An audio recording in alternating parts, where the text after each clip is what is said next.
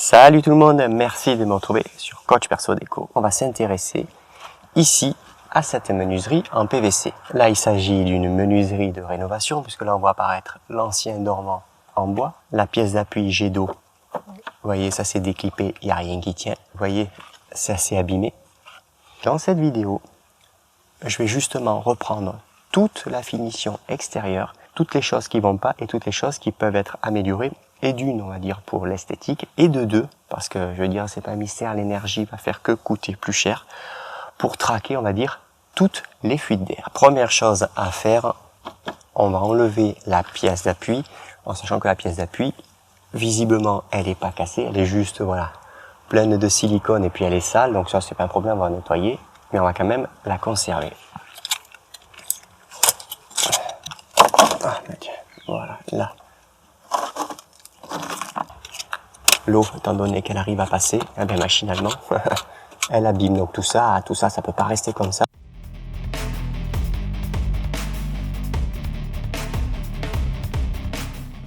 On va rentrer une lame. Voilà, je vais enlever les deux. Profitez aussi, voilà, pour nettoyer. Passez un coup d'aspirateur parce que des fois il y a des bestioles qui s'y mettent et en fait ils sont bouchés.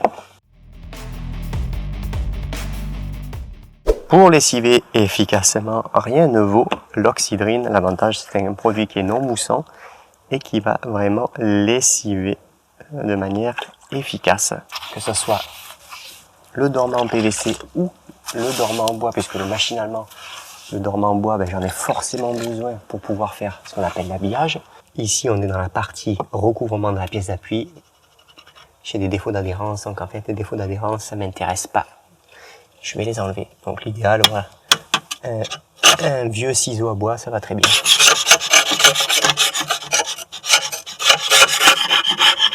Maintenant, place au nettoyage de la pièce d'appui, puisque celle-ci va revenir. Et ici, même chose. Je cale bien ma pièce d'appui. On prend de l'eau chaude, du bicarbonate de soude, et on va venir en fait, voilà, faire comme une pâte abrasive. Et on va frotter. Voilà, donc là, j'imbibe un petit peu. Et on va venir, voilà, vous voyez, tout simplement frotter pour pouvoir désincruster et enlever quand même, on va dire, le plus possible le ternissement du PVC. Elle ne reviendra pas complètement neuve, j'entends. Mais il faut quand même que ça soit plus propre. Ce qui est important à vérifier, c'est ici, la languette. Vous voyez, il faut qu'elle soit propre. Là, ça c'est l'ancien silicone, mais qui est dessous. La languette, là, c'est propre. Et surtout, au niveau, ici, de l'ancien dormant, voilà, il faut que on soit pas gêné. Il faut qu'il rentre le plus proprement possible et surtout sans forcer. Donc, je vais faire comme si je le mettais.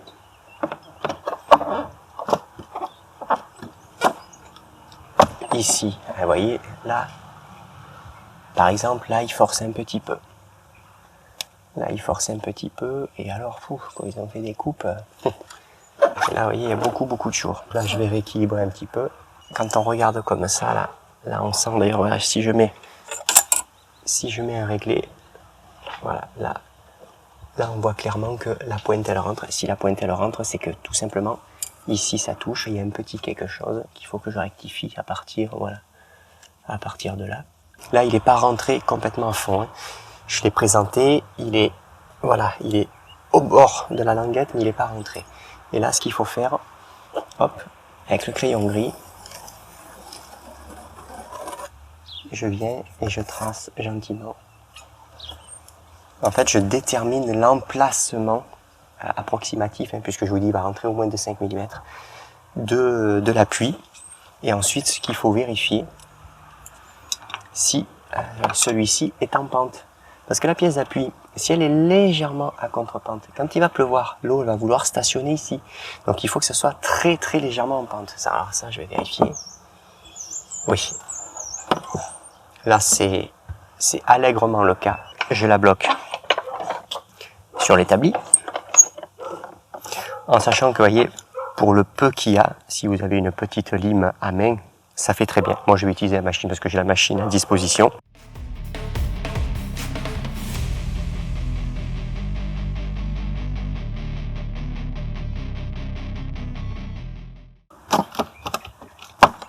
Voilà, ici, ça va. Donc il n'y avait pas beaucoup à régler. Puisque la pièce d'appui est prête, je vais la laisser tranquille. Vous voyez, quand je passe la lame, je touche le dormant, donc c'est bon.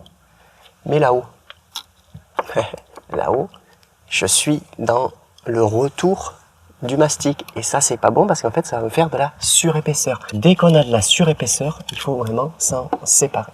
Et là, pour le coup, je m'en sépare. J'ai de la chance. Le produit part, voilà, parce que bon, il a un certain âge, donc j'arrive quand même à enlever le produit.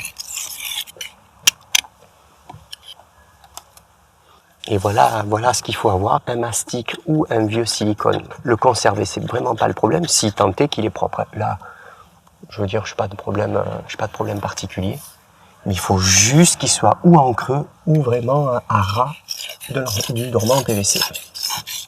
Forcément, ça éclaboussait, donc ça mouillait tout. Donc tout ça, là, vous voyez, c'est quelque chose que je vais enlever. Voilà, vous voyez, ça tient pas. La pièce d'appui, il va falloir la coller. Donc je vais vous montrer avec quoi on la colle. Mais pour qu'il y ait de l'adhérence, surtout, qui plus est sur du PVC, sur du bois c'est un peu différent, mais disons sur du PVC c'est certain, je vais venir dépolir l'intérieur. En l'occurrence, un papier de verre 150, 180 de granulométrie, ça va très bien. Allez, je pense. Là, j'ai bien dépoli. Petit chiffon pour bien nettoyer. Alors, les poussières, ça c'est important, il faut s'en débarrasser.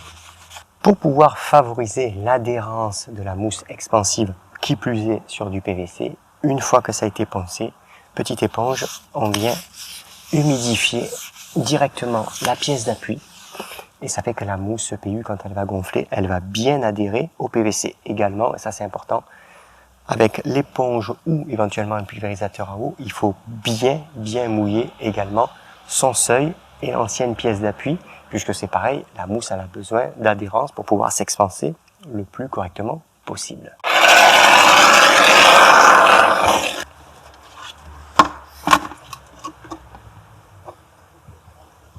On rentre dans la languette, là, ici, là on pousse et avec le maillet on la rentre. Voilà, là j'équilibre. Et évidemment, une des propriétés de la mousse, c'est de gonfler. Et là, il faut impérativement la caler, parce que sinon, elle vous fait décoller le jet d'eau. Et ça, c'est très mauvais. On met un bois, vous voyez, hop, là, qui appuie bien dessus. Il y a de la mousse qui sort. Ça, on s'en fout, ça pose pas de problème. Et là, je règle pour la caler.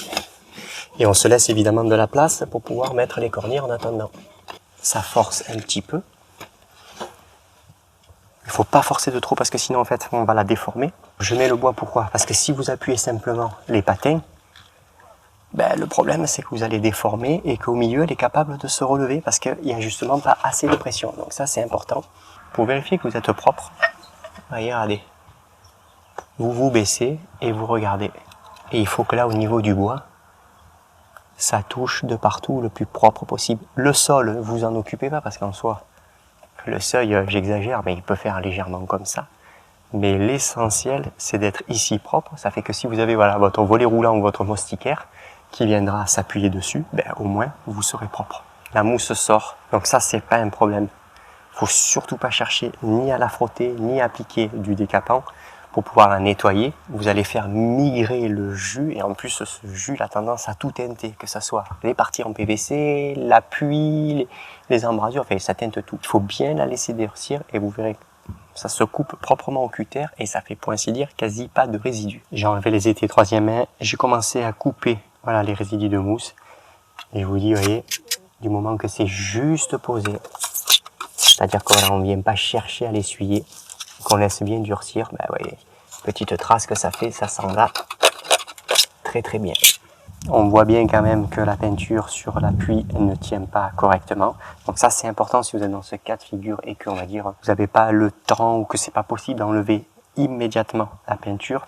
Il faut au moins gratter sur la partie où vous allez appliquer le cordon de mastic ou de silicone selon le produit que vous allez utiliser parce que sinon ça n'a pas d'adhérence. Donc moi vous voyez, je vais le gratter. Je vais préparer à calculer exactement donc la cote qu'il me faut, puisque la cornière va s'appuyer d'ici jusque là, et de l'autre côté ça sera la même chose, et ici en réalité en fait on aura globalement un plat. La cornière, donc comme je vous l'ai dit, ça va être une cornière inégale, ça va être ce type de cornière, et en fait le principe, voilà, c'est que je vais venir, vous voyez, habiller comme ceci. J'ai forcément du jour, parce que si je cherche à venir ici, ben on va se retrouver avec une cornière qui est béante. Béante, il va falloir mettre beaucoup de produits, c'est pas certain que ça tienne dans le temps, donc je préfère être bien plaqué ici, vous voyez, sur le dormant, et en réalité, entre le plat ici de ma cornière et le plat ici du dormant en PVC, je viendrai rajouter un joli petit profil. 1 mètre.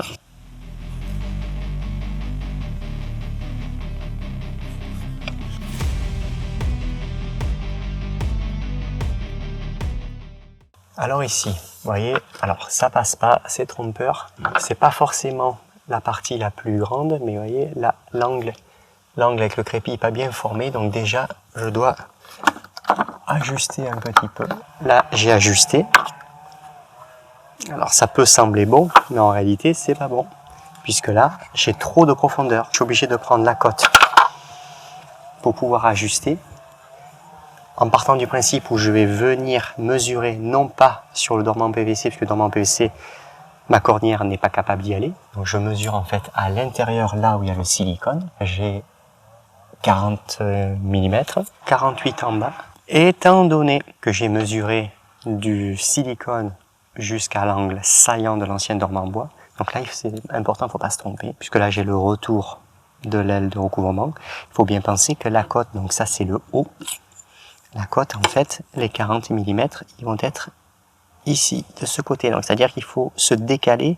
Cette partie-là, qui est en fait le retour, on n'en tient pas compte. Donc là, j'ai 40.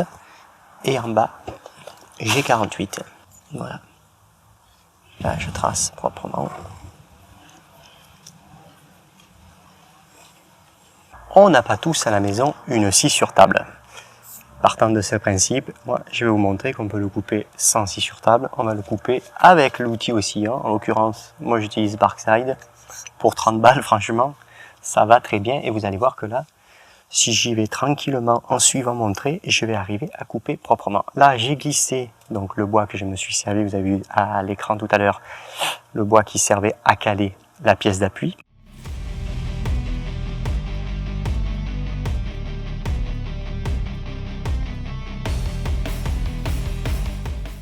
Petit coup de papier de verre. Je vais faire un essai, voir un petit peu si tout va pour le mieux. Et là je passe là, visiblement. Ah, vous voyez, je touche un tout petit peu. Alors étant donné que j'ai besoin d'avoir un petit peu, on va dire, de minutie, j'ai avec moi ce qu'on appelle une lime à chantourner. Donc ça c'est Makita qui le fait, c'est un modèle qui existe toujours. Et Black & Decker en fait une sensiblement équivalente. Vous allez voir, c'est super pour faire ce genre de travail.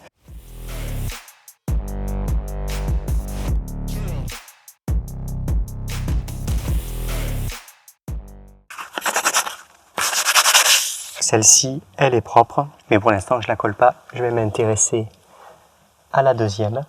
Et ce que je vais faire, parce que le temps que je coupe, le temps que je fasse celle d'en haut, on va mettre ici un tout petit peu de silicone polyuréthane. Alors là, on n'est pas en recherche qu'on appelle esthétique, c'est pour l'étanchéité et il faut bien penser que de toute manière, ça sera derrière, donc ça sera non visible parce qu'il y aura la cornière devant et parce que moi, quoi qu'il arrive, entre la pièce d'appui et la cornière, de toute manière, je ferai un cordon de mastic évidemment le plus propre possible. Je le fais volontairement à main levée. Je n'ai pas de raison d'utiliser des scotch comme vous avez pu voir dans d'autres vidéos, ça va être caché. Et celui qui sera visible, lui par contre, je le ferai comme il faut, avec forcément des scotch.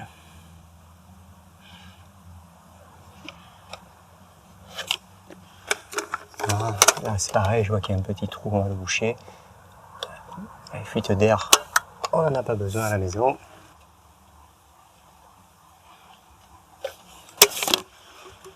Voilà. Sur cette partie-là, je suis très biscornu, très serpenté. Quand on est dans ce genre de configuration, l'idéal c'est de se tenir un tout petit peu en retrait en sachant que l'habillage en périmètre, quoi qu'il arrive, il y aura quand même un cordon de silicone polyuréthane pour l'esthétique et quand même pour l'étanchéité. Petite épaisseur de la cornière, ça nous intéresse pas. Donc on se décale le 20 mm, en fait le 2 démarre ici. Donc 0 c'est là.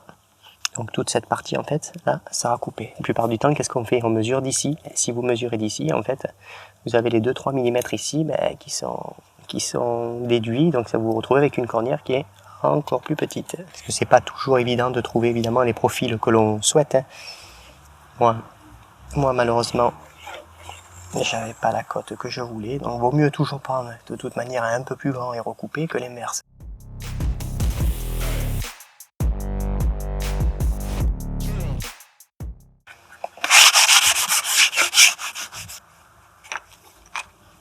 Mes deux profilés, ils sont prêts, ils rentrent. On va pouvoir les coller en sachant que, étant donné que j'ai pas le même profil, parce que là j'ai deux cornières inégales et là-bas je vais plutôt être sur un plat, je mettrai donc le plat en dernier pour coller. On va le faire au silicone. Alors tout ce qui est poussière, ça c'est certain, il en faut pas. On nettoie bien l'intérieur des cornières. Et on va venir mettre donc du silicone ici. Donc, vous voyez. Donc, on fait un peu en zigzag. Sur la partie où il y a le bois brut, ça pose aucun problème, le silicone adhère. Ce qu'il n'apprécie pas avec le bois brut, c'est si par exemple le bois est humide. Si le bois est pas sec, vous risquez effectivement d'avoir des problèmes. En l'occurrence, généralement c'est un défaut d'adhérence.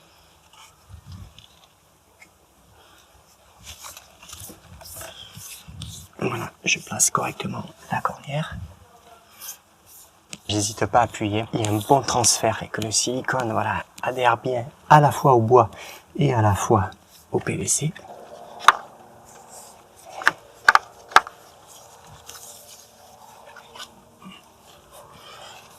Si vous avez une petite fille ou un petit garçon qui a une petite équerre d'écolier, regardez, ça va très bien. Il faut pas grand chose pour que la cornière, entre guillemets, quand on la colle, on la fasse juste un petit peu riper et que celle-ci, machinalement, elle quitte un peu l'angle. Donc là, je suis propre. Ici, c'est bon. La même chose. Et après, on regarde là. Vous voyez, là, c'est OK. Là, c'est OK. Je touche le dormant et la cornière. Et là, c'est OK. Comme ça, là, visuellement, ça fait propre. Et maintenant, je vais mesurer pour pouvoir m'occuper de mon plat. J'ai 116,4. Toujours pareil, des profilés, bon, vous pouvez aller dans un magasin où il y a plein de profilés, où vous avez un choix mirobolant, pourquoi pas. Et puis vous pouvez vous retrouver avec finalement des contraintes, il n'y a pas trop de choix, où il y a beaucoup de cornières, pas beaucoup de plats. On va partir de la cornière et on va la transformer en plat, parce qu'au moins on aura la même cote, on aura ce qu'on appelle le même profilé, et on aura, parce que ça a l'air de rien, mais on aura aussi la même couleur, donc ce qu'on appelle le râle. Est-ce que des blancs? Il y en a plusieurs. Il y a plusieurs types de blancs. Et alors si par exemple vous achetez dans un magasin ces deux profils et que machinalement dans un autre magasin vous trouvez le plat, c'est pas impossible que le blanc du plat soit complètement différent du blanc sur les côtés. Alors parfois, voilà, quand on n'a pas trop le choix, il vaut mieux parfois prendre des cornières. Et comme ici, vous allez voir, je vais ajuster la cornière pour la faire devenir un plat, et comme ça visuellement ça restera quand même un ensemble homogène. J'ai coupé à la cote, maintenant je vais me débarrasser de la partie cornière, donc le petit retour, j'en ai pas besoin. Pour couper, je garde cette machine et en fait je vais tout simplement m'appuyer à plat. Voilà, à plat, je vais couper, et même si c'est pas tout à fait net, en fait la partie qui sera propre, donc la partie ici, la partie d'usine, elle, je vais la garder pour le côté qui m'intéresse, et le reste, ça sera caché par le silicone, par le cordon de silicone polyuréthane.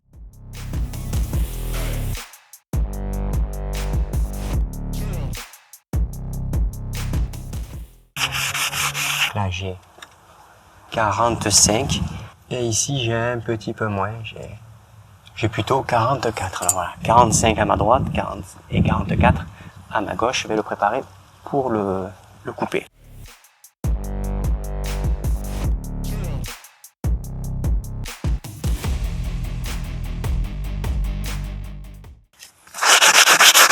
Et le bout d'usine, c'est vraiment le bout entre guillemets que l'on veut voir. Donc les coupes toujours vers le fond, toujours vers la partie qui sera cachée par le mastic PU. Voilà, je suis propre. Je regarde que le plat passe. J'ai tracé, parce que vous voyez là, j'ai tracé, j'ai coupé là les petites cochonneries là de crépi qui mordaient en fait sur l'ancien dormant en bois. Donc c'est ce qui va m'empêcher de coller correctement le plat.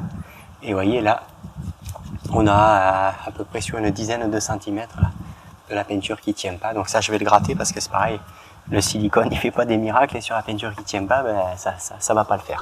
Avant de poser le plat, parce que le plat, ce qu'il faut bien penser, c'est que je vais utiliser les perches jaunes là qui sont là, hein, les étés troisième main, pardon. Je vais mettre un profil et je vais venir visser pour qu'il reste calé parce que sinon, il tiendra pas malheureusement. Je vais déjà attaquer à faire les premiers cordons de mastic PU, on va dire soignés. Comme ça, au moins, c'est fait. Je suis tranquille et je peux monter mes perches et ça permettra voilà, de laisser sécher tranquillement le profilé. J'utilise du scotch. Voilà ce qu'on appelle le ruban, traditionnellement le ruban de masquage, là en 25 mm de largeur. Ça va très très bien. Là, par exemple, voilà, ça c'est petit débris. Voilà, petit débris de mousse, ça c'est pas bon. Ça permet l'esthétique hein, puisque ça va faire un trait blanc, un joli petit trait blanc propre. Et l'essentiel, le plus important, c'est que visuellement à l'œil, ça soit propre. Et surtout, de recouvrir à minima, vous voyez. À minima, il faut recouvrir au moins un petit millimètre. Alors, 1 millimètre, c'est le minimum. Comme ça, ça permet d'avoir une bonne adhérence entre le matériau, donc là, en l'occurrence, l'appui, et le profil en PVC. Parce que si on le fait juste à l'intérieur, en fait, dès que ça va travailler, donc travailler, ça va travailler cet hiver et cet été, hein, ça se dilate, ça se contracte, automatiquement il fissurera. Que s'il est collé également sur le profilé, il aura une bien meilleure tenue dans le temps. Les rubans sont en place. Le silicone, c'est parti. Je cherche pas à être propre, je cherche surtout à bien le garnir.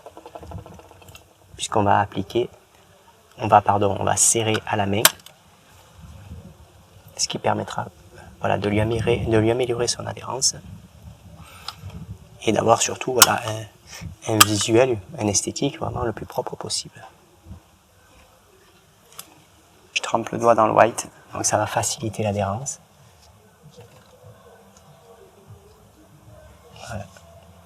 Et là en fait je viens vraiment serrer le mastic. Parce que c'est en serrant correctement le mastic voilà, que j'aurai vraiment un bon transfert de celui-ci. Chose importante quand vous venez lisser, il faut vraiment ne pas laisser de charge au niveau de la réservation. Donc la réservation c'est entre les deux scotch. Si vous laissez de la charge, en fait quand vous allez enlever la scotch, vous allez pelucher. Voilà, ça c'est important. Et comme ici on est sur ce qu'on appelle un fond avec de la mousse PU, hein, puisque la mousse PU elle est sortie volontairement parce que la pièce d'appui malheureusement il avait coupé quand même un petit peu court. Je viendrai recharger quand ça sera sec. Donc en fait, je remettrai gentiment juste un petit peu de scotch pour pouvoir recharger. Il faut savoir que voilà, le mastic polyuréthane peut se redoubler par lui-même dès l'instant qu'il est neuf, il n'y a pas de problème. Alors on va enlever de suite les scotch parce que ça c'est un truc, c'est très important, il faut l'enlever de suite.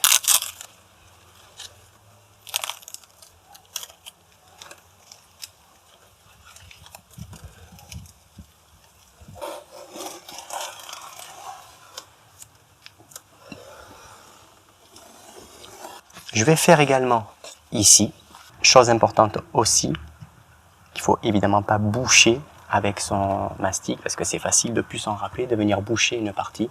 Donc vous voyez, moi je me suis vraiment tenu affleurant au trou pour que quand je remette le cache, eh ben, j'ai pas, sans faire exprès, mis un petit peu trop de silicone parce que ça voudra dire que si un jour de l'eau passe, et ça peut arriver, hein, que l'eau passe, elle va quand même charger un petit peu le dormant. Donc voilà, ça il faut y faire attention.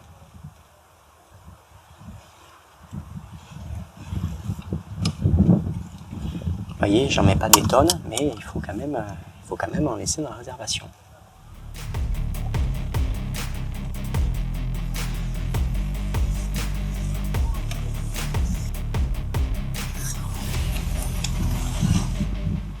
Il est discret, mais j'ai quand même assez de largeur.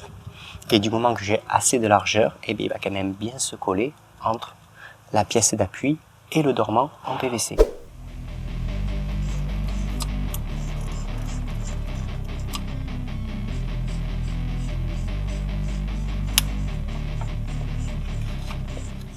Important, on ne se trompe pas, la coupe d'usine vers nous.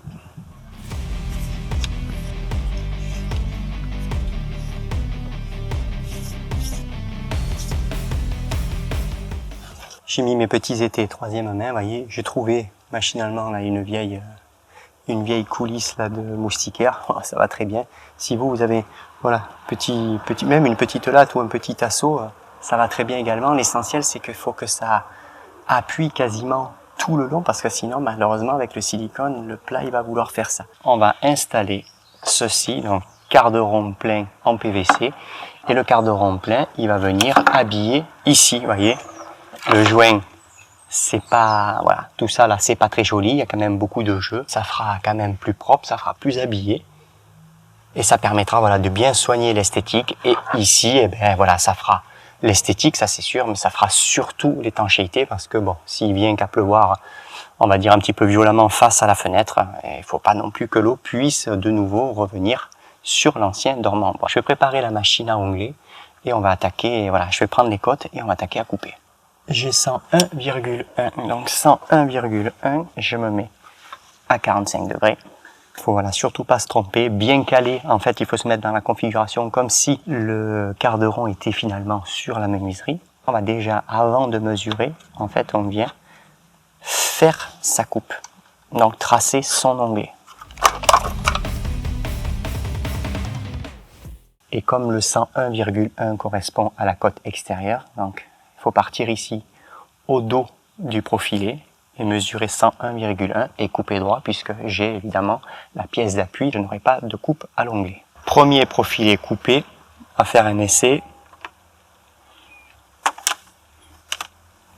Voilà ce que ça donne, vous voyez, on est bien appuyé là sur la pièce d'appui. En haut, il force pas, il se cintre pas, donc ça il faut être assez vigilant, ça doit être un PVC. S'il est légèrement mis, on va dire un petit peu en contrainte, automatiquement il va vous foirer l'angle. Je ne vais surtout pas m'amuser à coller mon profil, puisque les profils se collent vraiment quand on a terminé. Il faut être certain, ce qu'on appelle des coupes. Et pour être certain des coupes, je vais utiliser du scotch bleu et en fait je vais le caler, voilà, littéralement le caler, surtout dans l'angle, pour pouvoir mesurer le plus proprement possible. Et être certain, voilà, de ne pas être légèrement décalage, parce que légèrement décalage, ça veut dire de rater un onglet. Et bon, rater un onglet, c'est pas forcément très joli. On va vérifier le profil.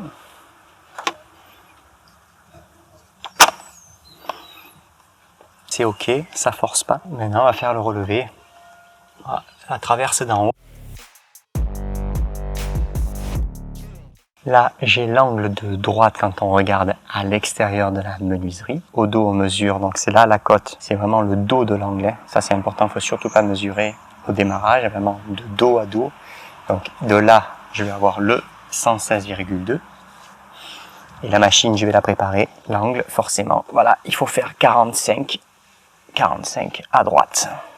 Et il faut être quand même relativement à cheval sur les côtes pour pouvoir faire voilà, vraiment des coupes vraiment soignées. Alors là, j'ai le deuxième angle. Vous voyez, 116,3, donc il est ici. Pour coller, je vais rester au mastic PU de chez Wurtz. Ça va très bien pour ce genre d'application. Et on va mettre, voilà, un tout petit cordon ici sur la partie plat du profil.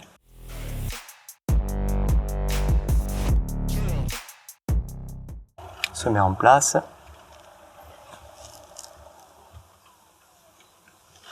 Voilà.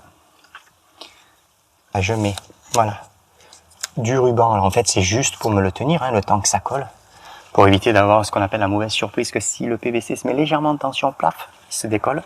Vous voyez, là, j'épouse bien la forme du quart de rond, ça c'est important. Les profils sont collés, donc garderont en place. Maintenant, parce qu'il faut laisser polymériser, donc au moins, vu le temps qu'il fait et la température surtout, au moins 1h30, on va faire maintenant la finition qui est ici autour, pour que ce soit bien propre. Alors là, ce qui est important, c'est de déterminer en fait une largeur. Ça change pas. J'ai la façade qui est peinte, donc j'utilise le ruban de masquage. Supposons que vous ayez une façade plutôt crépie, parce que même, on va dire, chez moi, c'est beaucoup quand même des façades crépies.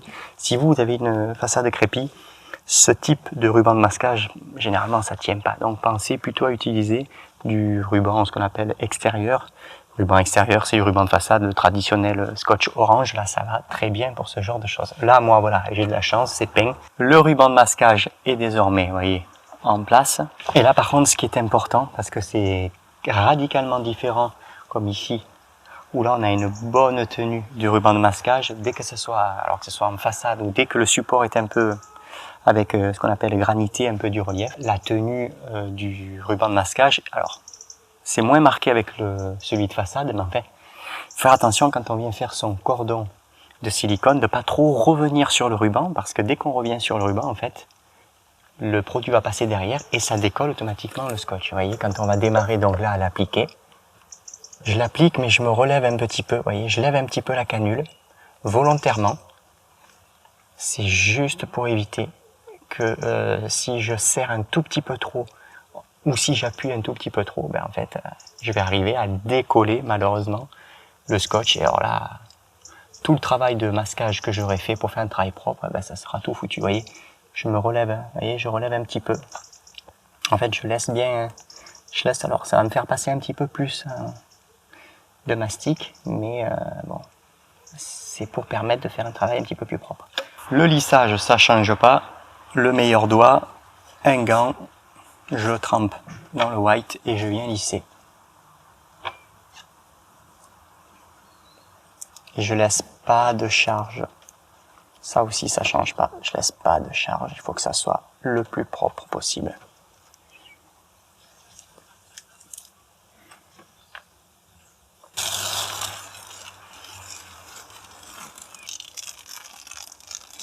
Voilà ce que ça donne visuellement. Vous voyez, et là sur les parties granitées, eh ben, il suffit de suivre, voilà, le plus proprement possible. Et là il y a un petit jour, donc je profite pour boucher.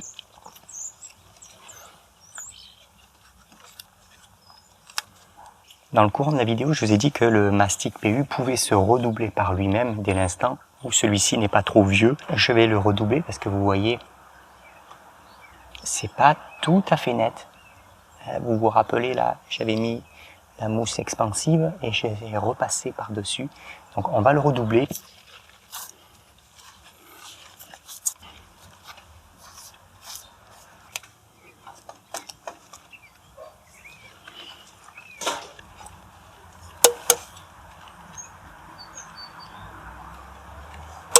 J'ai jointé, j'ai enlevé les scotch. Et je vous dis, voilà, ça fait propre, c'est sec. On va enlever les petits scotch. Procède, voilà, un petit nettoyage. Donc le petit nettoyage, je le fais à l'aide du white. Ça va très bien pour ce genre d'opération. Et on ne sait jamais si pour X raison, je sais pas, vous avez fait un petit pâté et qu'en fait, ça fait une petite bouffigue. Des fois, le mastic est pas tout à fait sec, même au bout de 2-3 heures. Voilà, avec un peu de white, vous allez pouvoir nettoyer les résidus. Maintenant que la menuiserie est propre, on pourrait se dire, bon, c'est terminé, on n'en parle plus. Allez, il reste, on va dire, une dernière petite finition. On a ce qu'on appelle le trait noir. Alors, on va dire que si on aime vraiment la belle finition, le côté très soigné, ça va pas rester. C'est quand même mon cas. Vous voyez, même ici on est assez propre, mais là, comme je vous avais dit, pour peu que la menuiserie soit légèrement enfoncée, eh bien ici, machinalement, on va se retrouver avec un petit peu plus de jour. Si on s'amuse à mettre du scotch, donc ça veut dire qu'il faudrait mettre du scotch de ce côté et de ce côté. Ça devient vite compliqué, ça devient vite l'enfer, et puis finalement, on va y passer un temps fou. Jusqu'à présent, je vous ai montré qu'on faisait, voilà, du mastic ou du silicone avec des scotch. Là, pour le coup, je vais vous montrer qu'on peut faire un cordon de mastic PU ce qu'on appelle à main levée. Je vais mettre aucune protection. Je fais arriver le produit.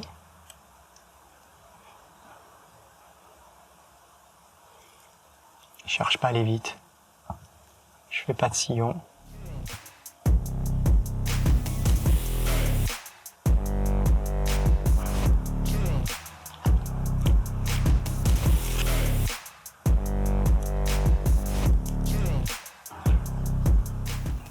Voilà, et je ralentis quand j'arrive pour rejoindre. Et voyez, là ça le fait voyez, ça fait le petit à-coup, puisque je suis revenu dessus, le doigt un peu dans l'eau savonneuse. Hop. Et juste on passe à l'endroit où il y avait le petit, vous savez, le petit accroc, parce que des fois on a de la place, on peut tirer d'un coup. Comme malheureusement, des fois, ben, vous voyez, je suis obligé de revenir sur mon travail. C'est sûr qu'à main levée, quand on revient sur son travail, il y a ce risque de toucher. Hop, je la mets proprement, là c'est ok. Si vous en achetez et que celle-ci elle flotte, c'est que tout simplement vous n'avez pas le bon diamètre. Voilà. Il faut que ça force un petit peu, et je vous dis, pour pouvoir la rentrer, ben, rien de mieux que de mettre du savon, ça évite de la casser. Ou de la déformer, parce que ça je l'ai déjà vu sur des chantiers, quand ils sont déformés, il faut bien penser que l'eau a besoin de sortir. Cette vidéo est désormais terminée. Quand on prend voilà tranquillement le temps, les bons profilés, mettre bien voilà les scotch, faire les bonnes coupes, parce que ça c'est important, c'est toujours pareil. Si on rate ses onglets, ben, ça va pas faire propre, mais vous voyez, si on prend le temps de faire les choses, ben, écoutez, on arrive à donner, on va dire, une seconde jeunesse à la menuiserie en PVC, et surtout, on va dire que c'est le plus important, une autre allure, une bien meilleure finition, et on va dire quand même que à l'œil, c'est beaucoup plus plaisant. Je vous remercie de m'avoir suivi pour ce tuto, ben voilà, reprendre la finition d'une menuiserie PVC, et je vous dis à bientôt!